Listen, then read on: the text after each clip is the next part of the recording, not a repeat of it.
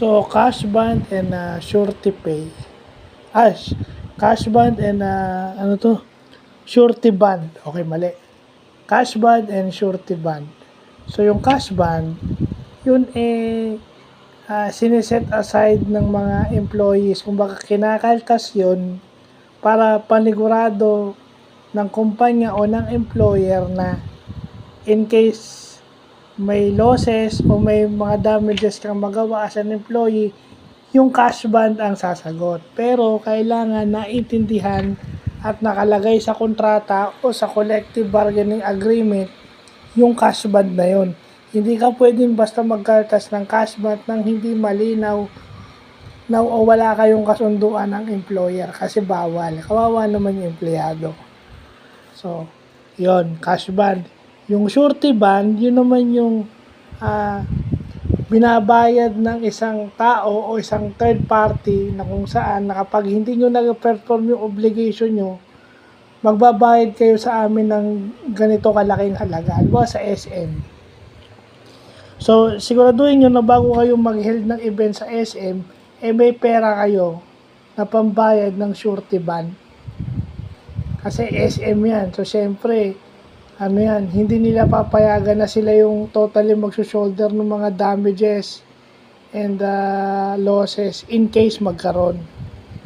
So, dapat may party kayo doon. So, dapat maintindihan nyo yun. Dahil ang SM, inaalagaan yung kanilang pangalan.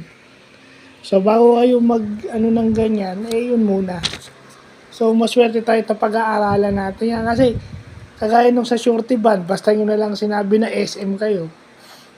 Tapos, nung nalaman nyo na may surety band, at pag ginugol nyo yung surety band, o bigla kayong atras, dapat, pag sa SM kayo mag-held ng event, halimbawa, isa kayong organization, NGO na mag-held ng event, dapat SM yan. So, dapat sinigurado nyo munang may pera kayo. Hindi yung porket may kakilala, ganito, ganyan. Kasi pag inalam nyo yung detalye, baka magdalawang isip kayo.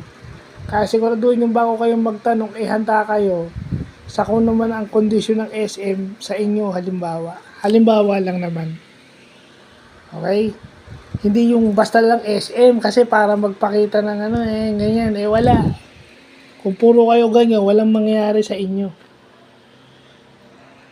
Dapat common sense na yun na dapat may obligasyon kayo o meron kayong dapat gawin if ever gusto nyong mag-held ng event sa SM.